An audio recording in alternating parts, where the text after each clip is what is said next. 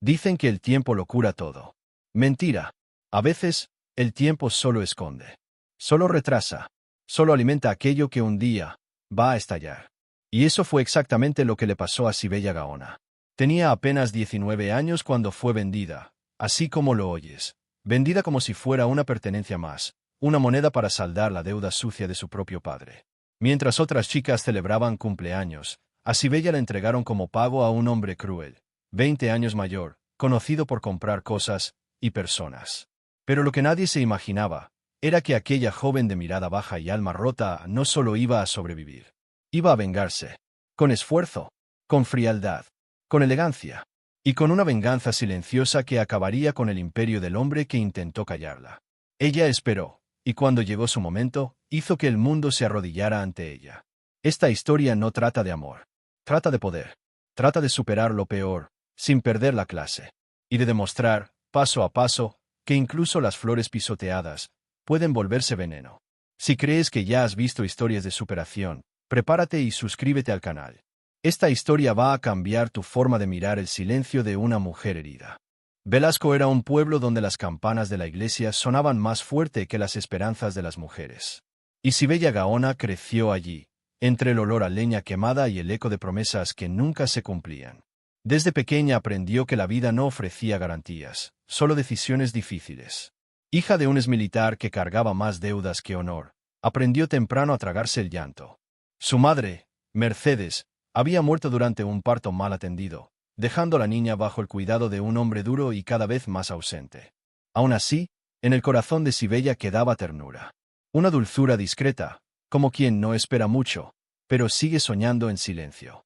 Tobías Gaona no era un hombre cruel, era peor.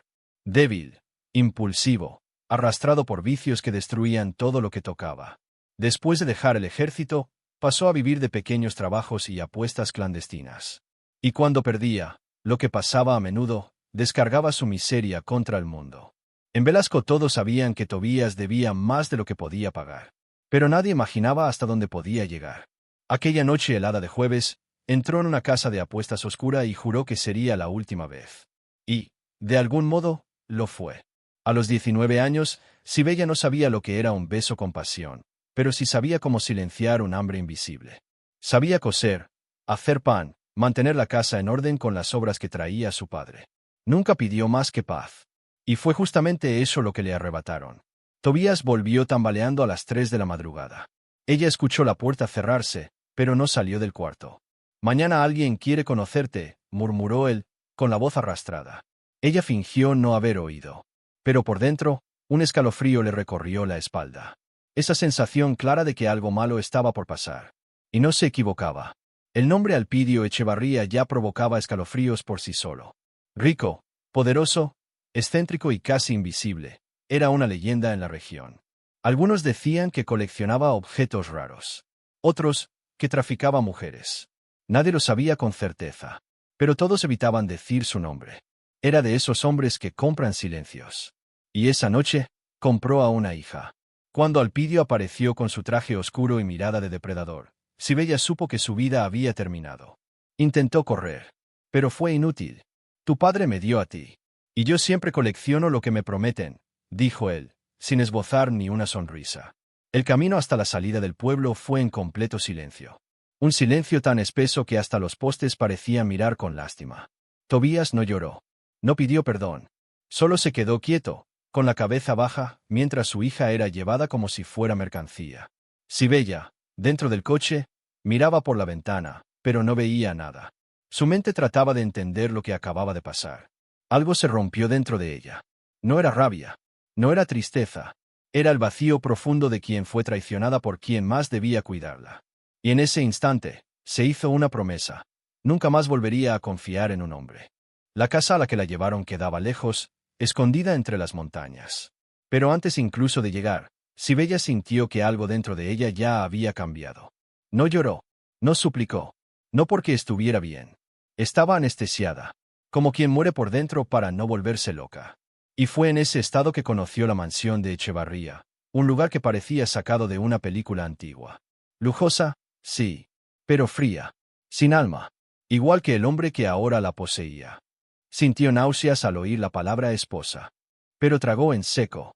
No era momento de mostrar rebeldía. Era momento de sobrevivir.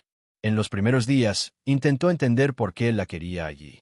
Alpidio no se acostaba con ella. No la tocaba como hombre. Solo la observaba. Le hacía preguntas. Mandaba modistas, peluqueros, profesores particulares. Tienes que convertirte en una dama digna de mi nombre, decía. Pero por dentro, Sibella comprendía que eso no era más que otra forma de encierro. Como un pájaro en una jaula de oro. Su cuerpo estaba intacto, pero su libertad ya no existía. Aún así, mantenía la cabeza en alto. Porque solo quien ha soportado el dolor en silencio sabe cuánto vale resistir. Las empleadas murmuraban entre ellas, es demasiado fría. No reacciona a nada. Debe tener algo mal. Pero era justo lo contrario. Sibella lo sentía todo. Solo que no lo demostraba. Porque, en el fondo, ya estaba planeando. Sabía que para escapar de un monstruo como Alpidio, primero tenía que entenderlo. Estudiaba sus horarios, sus rutinas, sus manías. Cada palabra, cada gesto, era una pista. Y en lugar de resistirse, se adaptaba. No por sumisión, sino por estrategia. Y poco a poco, la niña dulce de Velasco comenzaba a transformarse en algo que ni ella misma reconocía. Lo que nadie sabía, ni siquiera Alpidio, era que Sibella había memorizado cada nombre mencionado en sus llamadas. Anotaba mentalmente fechas, horarios, olores. Mientras lavaba los platos o se cepillaba el cabello, armaba un rompecabezas. Y en ese proceso, su idea de superación se volvía algo más oscuro, más profundo, porque cada día que pasaba, la venganza dejaba de ser solo una idea. Se convertía en una misión, en una forma de darle sentido a todo lo vivido. No fui destruida, pensaba. Fui esculpida. Y aunque aún no sabía cómo, ya presentía, el juego apenas comenzaba. Y fue justamente en ese silencio, en esa aparente calma, que algo inesperado ocurrió. Una nueva pieza entró al tablero. Un jardinero. Un hombre sencillo, de manos ásperas y mirada sincera. Un hombre que, en teoría, no debía tener ninguna importancia. Pero al cruzar su mirada con la de Sibella, el tiempo pareció detenerse. Fue ahí que todo empezó a cambiar. Otra vez. Pero esta vez, ella ya no estaba sola. La mansión de Alpidio Echevarría parecía un castillo maldito. Con sus vitrales oscuros y pasillos que hacían eco con cada paso, el lugar imponía respeto o miedo. Sibella caminaba por aquellos salones como si flotara. Sabía que cada gesto era observado, cada silencio, medido. Estaba rodeada de lujos, sí, pero también de reglas. No podía salir, no podía hablar con extraños, no podía tocar el piano del salón ni siquiera elegir lo que comer. Era como si su existencia hubiera sido domesticada. Y aún así, no se doblaba. Sabía que la mayor arma de un prisionero inteligente es la paciencia. Alpidio, por su parte, la trataba como si fuera un trofeo raro, y no una mujer. La vestía con seda, contrataba pintores para retratarla, le exigía clases de etiqueta, idiomas e historia del arte. Pero nunca preguntaba cómo se sentía. Y eso era lo que más dolía. Algún día me lo vas a agradecer, decía él, con esa sonrisa helada. Pero por dentro, Sibella se preguntaba cómo alguien podía creer que el amor se impone, que el afecto se compra. Era como vivir dentro de un marco, sin alma, sin nombre. Y aún así, no explotaba.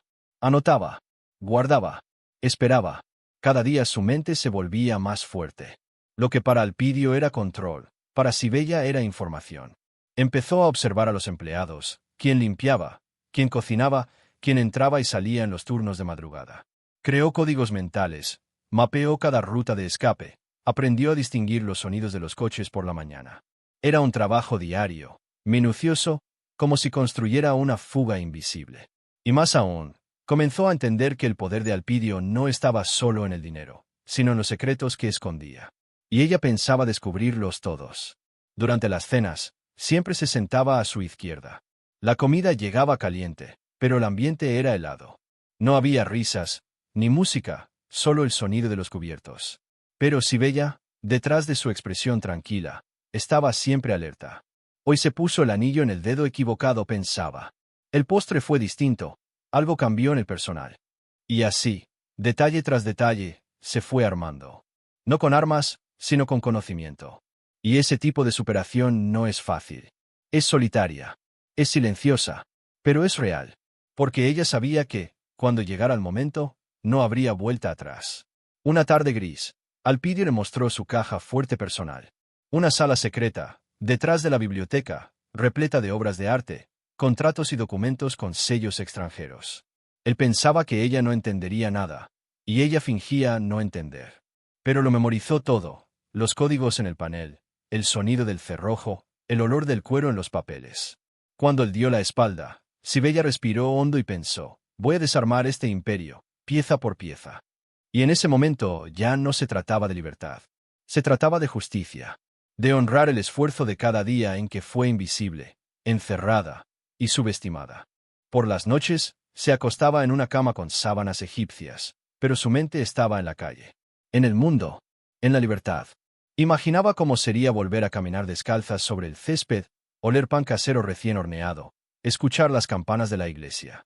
Voy a salir de aquí, susurraba para sí misma, como una oración íntima. Y aunque la soledad pesaba, nunca lloraba, ni siquiera en secreto. Lo que Alpidio no sabía, era que mujeres como Sibella no se rompen fácilmente. Se moldean en el fuego, y se vuelven más fuertes, más filosas, más peligrosas. Era solo cuestión de tiempo. Y él, sin saberlo, cavaba su propia tumba. Los empleados comenzaron a notar cambios. Está distinta, murmuraban entre ellos. Más erguida, más firme, menos ausente. Algunos pensaban que por fin se estaba adaptando. Pero estaban equivocados. Se estaba preparando, como un animal enjaulado que estudia el mecanismo de la cerradura. Durante días, empezó a simular gestos de afecto, pequeñas muestras de interés. Le preguntaba a Alpidio por sus negocios, fingía admiración. Y él, vanidoso, contaba. Confiaba. Revelaba cifras, contratos, nombres. No se daba cuenta de que ella lo registraba todo. Que cada sonrisa era una máscara. Y que esa dulzura que veía era solo el filo de la cuchilla. Alpidio jamás imaginó que, al rodear a Sibella de lujo y silencio, estaba creando a su peor enemiga. Aquella que fue entregada como pago, ahora conocía los caminos del poder. Y no pensaba usarlos para esconderse. Al contrario, quería justicia. No quería simplemente huir. Quería verlo caer. Ver al mismo hombre que la compró, perderlo todo. Era una venganza construida con esfuerzo, con inteligencia, con sangre fría. Y cuando se miraba al espejo, ya no veía a la niña de Velasco. Veía a una mujer con un plan. Y nada, ni nadie, la haría retroceder. Y fue en ese escenario de manipulaciones y noches sin dormir que se abrió una rendija. Un nuevo empleado fue contratado para cuidar del jardín. Parecía sencillo, ingenuo, y justamente por eso, ella se acercó.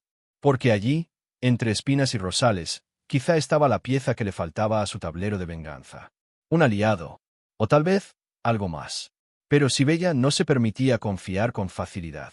Aún así, ese hombre tenía una mirada distinta. Una que no la juzgaba. Y solo eso ya era más de lo que estaba acostumbrada a recibir. Eleuterio Danubio llegó a la mansión como quien ya no tiene nada que perder. Sus hombros caídos y su barba descuidada contrastaban con el esmero con que podaba cada planta. A diferencia de los otros jardineros, no parecía sumiso. Callado, sí, pero observador. Sus ojos, oscuros y firmes, buscaban algo más que tierra y hojas. Sibella lo notó al tercer día. Mientras él regaba los jazmines, ella fingía leer en la terraza. Una mirada fugaz cruzó la suya. Ninguno de los dos sonrió. Pero hubo allí un reconocimiento silencioso, como si ambos supieran que el otro también cargaba cicatrices que no se ven a plena luz del día. En los días siguientes, comenzaron a cruzarse con más frecuencia.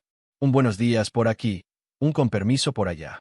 Nada que llamara la atención, pero suficiente para encender una chispa. Sibella notó que Danubio evitaba a los demás empleados. Comía solo. Trabajaba el doble. Y nunca, jamás, miraba a Alpidio los ojos. Aquello despertó su curiosidad. ¿Quién era ese hombre? ¿Y por qué, estando rodeado de obediencia, parecía cargar un secreto tan pesado como el de ella? Cuando se encontraron en el invernadero, una tarde fría, por fin hablaron. Fue una conversación breve, seca, pero reveladora. No pareces encajar en este lugar, dijo ella. Él simplemente contestó, y tú, mucho menos. Fue la primera de muchas charlas discretas. Comenzaron a verse en rincones donde las cámaras no alcanzaban. Se pasaban notas entre libros, dibujaban mapas con ramas, susurraban verdades entre el aroma de las flores. Sibella descubrió que Eleuterio no era solo un jardinero. Era hijo de un empresario arruinado por Alpidio en una estafa internacional. Su padre murió en la miseria, y Danubio había jurado desenmascarar al culpable. El destino, irónico y cruel, lo había llevado hasta esa mansión como infiltrado. Pero no sabía por dónde empezar. Hasta que conoció a Sibella. «Quizás el infierno me trajo hasta ti», le dijo una noche. Y ella no supo qué responder. La conexión entre ellos no estaba hecha de caricias ni promesas, sino de propósito. Estaban atrapados por el mismo villano, por la misma sed de justicia. Y juntos empezaron a trazar un plan. Un plan audaz, peligroso y brillante. Sibella empezó a compartir todo lo que sabía: claves, códigos, nombres de cuentas bancarias. Danubio, por su parte, accedía a archivos de la casa, hackeaba computadoras, sacaba copias de documentos. Por las noches, se encontraban cerca del cobertizo de herramientas. Ella llevaba té. Él, linternas. Y el silencio cómplice entre los dos era más fuerte que cualquier juramento. Era como si dijeran: estamos en esto juntos. Hasta el final. Un día, mientras fingía admirar un cuadro antiguo, Sibella encontró una caja fuerte escondida detrás de la pintura. Con ayuda de Danubio, descubrió certificados de acciones, contratos de transferencias internacionales y pasaportes falsos. Lo más impactante, uno de ellos estaba a nombre de Armand Dubois, buscado en Suiza por lavado de dinero y tráfico de obras de arte. Alpidio, en realidad, vivía con una identidad falsa. «Tenemos oro en las manos», dijo Danubio, con los ojos brillando. Pero Sibella respondió con frialdad: «Todavía no es suficiente. Quiero que lo pierda todo. Cada centavo. Cada certeza». Era venganza, sí, pero también justicia. Y ella no pensaba ceder. Desde ese día, el plan tomó forma. Fingía normalidad durante el día. Sibella pasaba horas en clases de francés y piano, mientras Danubio desmalezaba el jardín con la precisión de un soldado. Pero por la noche, se convertían en estrategas. Trazaban mapas, anotaban horarios, cruzaban datos. No era fácil. La tensión era constante. Un solo error podía costarles todo. Pero había algo en esa adrenalina que los mantenía vivos. Como si, por fin, el dolor del pasado estuviera siendo transformado en combustible. Y por primera vez en mucho tiempo, Sibella sentía algo parecido a la esperanza. Una esperanza con sabor a veneno. Pero esperanza, al fin y al cabo. Una noche, al oír pasos en el pasillo, Danubio tomó la mano de Sibella. No fue un gesto romántico. Fue instintivo. De protección. Pero ese toque, seco y rápido, le estremeció por dentro. «¿Confías en mí?», susurró él. Ella dudó por un segundo, luego respondió: «Todavía no. Pero lo estoy intentando». Y eso fue suficiente. No prometieron amor. Prometieron venganza. Y esa promesa, en el mundo en que vivían, era más sagrada que cualquier voto matrimonial. Porque amar en un mundo cruel era peligroso. Pero vengarse juntos era un pacto imposible de romper. Con el tiempo, Alpidio llegó a confiar tanto en Sibella que le entregó una copia de la llave de su despacho. «Ahora sí eres oficialmente mi esposa», dijo él. Ella sonrió. No porque le creyera, sino porque eso era justo lo que faltaba. Con acceso total a los archivos, comenzó a copiar todo en pendrives escondidos entre las páginas de libros antiguos. Danubio, por su parte, creaba distracciones. Provocaba cortos en los sensores, tiraba árboles, retrasaba entregas. Y cada acción, cada movimiento, estaba calculado al milímetro. No planeaban simplemente una fuga. Planeaban un espectáculo. Un final digno para el hombre que los había destruido. La confianza entre ellos creció como mala hierba en tierra fértil. Y con ella, también creció el peligro. Sabían que no podrían sostener aquella farsa por mucho tiempo. Pero también sabían que no tendrían otra oportunidad. Era todo o nada. Y cuando Danubio logró clonar el chip del teléfono de Alpidio, descubrieron contactos con embajadas, bancos, compradores ilegales de arte. Era más sucio de lo que imaginaban. Y más peligroso. «Si lo descubre, nos mata», dijo Danubio. «Si no lo descubre, lo acabamos nosotros», respondió Sibella. Y por primera vez, los dos sonrieron juntos. Una sonrisa leve, de medio lado. Pero verdadera. Esa misma semana, Sibella tuvo un sueño extraño. Soñó con su madre, vestida de blanco, diciéndole: «No tengas miedo de ser fuerte. Pero no te olvides de ser justa». Despertó con los ojos húmedos. Miró el techo de la mansión y pensó: «Ya no soy la hija de Tobías. y jamás seré la esposa de Alpidio. Se había convertido en algo nuevo, algo forjado entre dolor, esfuerzo y silencio. Y solo faltaba una cosa, la caída. La caída que estaba a punto de provocar con sus propias manos. Junto a un hombre que, sin querer, ya había plantado más que flores en su corazón. Todo estaba listo. Cada paso, cada clave, cada distracción. Sibella, vestida de blanco como si fuera domingo, sirvió la cena con las manos firmes y una sonrisa amable. Alpidio elogió el vino, sin notar que la etiqueta era distinta. La bebida, importada y carísima, había sido mezclada con un compuesto suave pero eficaz, lo suficiente para dormir a un hombre grande sin dejar rastro. «Estás radiante esta noche», dijo él, tocando su mano con una ternura fingida. «La felicidad me transforma», respondió ella, con la calma de quien guarda un incendio en el pecho. Era el principio del fin. El espectáculo ya había comenzado, y el protagonista aún no sabía que era el villano. En cuanto Alpidio se quedó dormido, Danubio apareció desde el jardín, silencioso como un gato nocturno.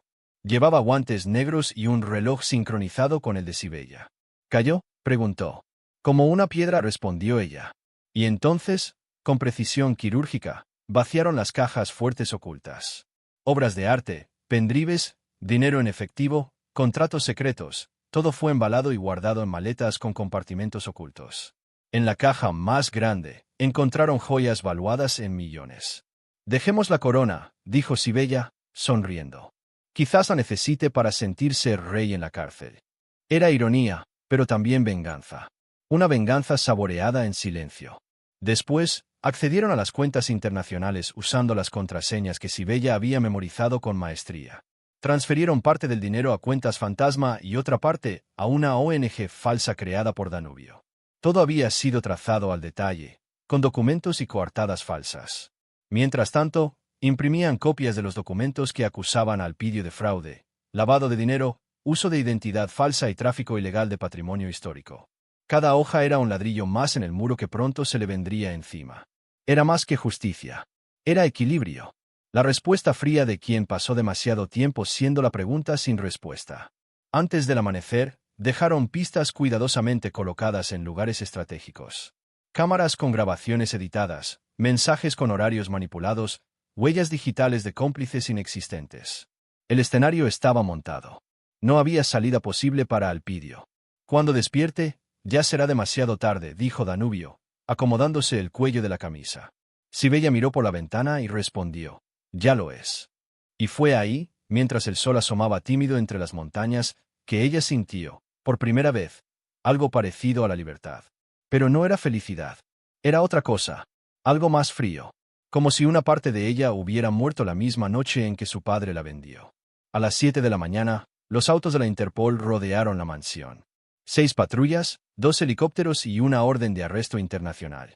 Alpidio despertó aturdido, intentó levantarse, pero apenas podía hablar. Al abrir la puerta de su cuarto, fue recibido por agentes armados, hablando distintos idiomas y mostrando documentos oficiales. «Armand Dubois queda arrestado por los crímenes cometidos en los últimos 20 años», dijo el agente principal. Él trató de defenderse, de negar, de gritar. Pero las pruebas estaban ahí. Las cuentas rastreadas. Los papeles firmados. Y al bajar las escaleras, la vio. Sibella, de pie en el balcón principal, con una leve sonrisa en el rostro. «¿Fuiste tú?», murmuró él, sin fuerzas. Ella no respondió de inmediato. Dio un paso al frente, lo miró directamente a los ojos y dijo, en voz baja: «Nunca subestimes a una mujer en silencio». Y se dio la vuelta. No porque quisiera sentirse superior, sino porque ya no había nada más que decir. Él fue esposado, llevado entre gritos, con las manos a la espalda. Los empleados miraban en shock. Algunos lloraban. Otros sonreían con alivio. Pero Sibella solo observaba, como quien presencia el final de una obra que escribió sola, con sangre y esfuerzo. La justicia se había cumplido, pero algo dentro de ella todavía no estaba completo. Danubio, por su parte, no quiso quedarse. «Esta parte era tuya». «Yo solo ayudé», dijo mientras preparaba su maleta. Sibella no intentó detenerlo. Sabía que el vínculo entre ellos era profundo, pero pasajero. Eran 2 sobrevivientes, no amantes. Él se fue a otra ciudad, con parte del dinero y un nuevo nombre. Prometió no olvidarla. Y ella no respondió. Solo lo observó mientras desaparecía por la carretera. No por frialdad, sino por comprensión. Sabía que lo que los unía era el dolor. Y el dolor, a veces, no sobrevive a la paz. Pero lo que hicieron juntos, viviría para siempre en cada titular, en cada cuenta congelada, en cada joya subastada por el gobierno. En los días siguientes, la mansión se volvió noticia. Portadas de diarios en todo el mundo narraban la caída del hombre que nadie se atrevía a enfrentar. Criminal desenmascarado por su propia esposa, decía la primera plana de un periódico europeo. Sibella, sin embargo, ya no estaba allí. Se marchó al amanecer, sin avisar, llevando solo una maleta y un collar que había pertenecido a su madre. ¿El destino? Velasco. Su ciudad natal. ¿El motivo? Un ajuste de cuentas pendiente. Una página que aún no estaba cerrada. ¿Por qué? Por más que Alpidio hubiera destruido su vida, él no fue el primero. El primero llevaba su sangre. En la terminal de Velasco, nadie reconoció a la mujer que bajó del autobús. Vestía ropa cara, caminaba con firmeza, y tenía una mirada que no pedía disculpas. Recorrió las calles como quien vuelve a pasado con un puñado de piedras en el bolsillo. La choza donde creció seguía allí, más podrida, más olvidada, más decadente. Al tocar la puerta, vio al viejo Tobías aparecer. Ojos hundidos, barba sucia, olor a alcohol. Sibella, balbuceó, entre la vergüenza y la sorpresa. Ella no respondió. Solo abrió su bolso, sacó un sobre y lo arrojó a sus pies. «Cómprate tu última botella», dijo, firme. «Es todo lo que vas a tener de mí». Y entonces, se dio la vuelta sin mirar atrás. El sonido de la puerta cerrándose tras de ella fue como un punto final. Pero no era el fin de la historia. Porque, a veces, la venganza logra lo que la justicia no puede, pero no cura. Y lo que viene después, cuando se tiene todo en las manos, es un vacío que ni el dinero puede llenar. Y era precisamente ese vacío el que Sibella llevaba consigo al desaparecer una vez más. Esta vez, con otro nombre, otro rostro y otra armadura. Barcelona amaneció dorada el día en que Sibella llegó. El cielo despejado, el perfume del mar, las calles llenas de vida, todo contrastaba con el vacío que llevaba por dentro. Nadie allí conocía su nombre. Y eso era perfecto. En pocos días, cambió de peinado, de acento, de documentos. Dejó de ser Sibella Gaona. Pasó a llamarse Isadora Bellini, una empresaria exitosa venida de Italia. Alquiló un apartamento en el último piso de un edificio sofisticado, con vista al Mediterráneo. Y allí, entre mármol y vidrio oscuro, comenzó a construir el imperio con el que siempre había soñado. Pero el brillo en sus ojos, ese nunca volvió. Con el dinero que le quedaba, y no era poco, compró una empresa de tecnología en crisis, reemplazó a todos los directores, reformuló las estrategias y multiplicó las ganancias en cuestión de meses. Luego, adquirió una galería de arte, 2 franquicias de cafeterías de lujo, por último, un hotel boutique frente al mar. Donde pisaba, dejaba rastro de poder. Era respetada, temida, envidiada. Pero no amada. Ella misma no lo permitía. El amor debilita, se repetía frente al espejo. Y yo ya fui demasiado débil. Lo que nadie veía era que, detrás de los trajes a medida y los tacones impecables, había un alma marcada a fuego. La arrogancia se volvió su escudo. Las sonrisas, simples herramientas de negocio. Ningún empleado la llamaba por su nombre, solo señora Bellini. No aceptaba retrasos, no perdonaba errores, no mostraba afecto. Trataba a todos con la misma frialdad con la que la vida la había tratado a ella. Y sí, había algo de crueldad en eso. Pero también una lógica: si el mundo me lastimó cuando era dulce, que ahora sea duro para temerme. Y así vivía, acumulando logros y soledad. Dormía poco, comía sola, no confiaba en nadie. Era como si estuviera siempre lista para la próxima traición. Como si la guerra nunca hubiera terminado. Algunos empresarios intentaron acercarse con flores, halagos y cenas. Ella los rechazaba a todos. Una vez, uno de ellos la llamó demasiado intensa. Ella simplemente rió y respondió: «Los hombres no soportan la intensidad, quieren control disfrazado de ternura». Y aquel hombre no volvió jamás. En otra ocasión, una empleada nueva le preguntó cómo era posible ser tan joven y tan poderosa. Sibella, sin parpadear, contestó: «No es juventud, es supervivencia». Y siguió caminando. Cada frase era como una espada, cortando cualquier intento de cercanía. Pero por la noche, al cerrar la puerta de su ático, el silencio hablaba más fuerte que su propia voz. Soñaba con su madre. Con frecuencia. Sueños donde Mercedes la abrazaba sin decir nada. O donde le susurraba al oído, no te endurezcas tanto, mi niña. Y Sibella despertaba con los ojos húmedos. Pero enseguida se limpiaba el rostro y se ponía la armadura. No hay espacio para la debilidad en la cima. Y en la cima, ella estaba. En la lista de mujeres más influyentes de España, su foto aparecía entre las destacadas. Pero lo que el reportaje no contaba era el precio que pagó por todo eso. El precio de una infancia rota. De un amor que no floreció. De una venganza que, aunque cumplida, no trajo paz. Solo poder. Y un corazón cansado. El único gesto de humanidad que se permitía era visitar, en secreto, una fundación para niñas huérfanas. Donaba generosamente, pero nunca revelaba su identidad. Observaba a las niñas desde lejos, detrás de un vidrio oscuro. Y una vez, vio a una de ellas abrazando un osito de peluche mientras decía, «Quiero ser fuerte como la señorita del cuadro». El cuadro era de Sibella, donado sin firma. Y en ese instante, por un segundo, algo se le encogió en el pecho. ¿Habrá valido la pena?, se preguntó, casi sin querer. Pero, como siempre, apartó el pensamiento. Todavía no era momento de sentir. Tal vez nunca lo sería. A veces, recibía postales de Danubio. Nunca con palabras. Solo imágenes de jardines alrededor del mundo, tulipanes en Holanda, cerezos en flor en Japón, campos de lavanda en Francia. Ella las guardaba en una caja cerrada con llave. Nunca respondió, pero tampoco las tiró. Era el único lazo que le quedaba con algo verdadero. Un eco lejano de una historia que pudo haber sido. Pero no fue. Porque ambos sabían, lo que los unió no fue amor. Fue dolor. Y el dolor, aunque intenso, no florece. Solo cicatriza. Mal y con dificultad. Con el tiempo, los periódicos comenzaron a especular. ¿Quién es la verdadera Isadora Bellini? Pero ella nunca dio entrevistas. Nunca habló de su pasado. Nunca mostró debilidad. Era dueña de su propio silencio. Y en ese silencio, reinaba. En un mundo que la obligó a tragarse la vida sin anestesia, aprendió a controlar el sabor amargo. Y aprendió a devolverlo, cada vez que alguien intentaba desafiarla.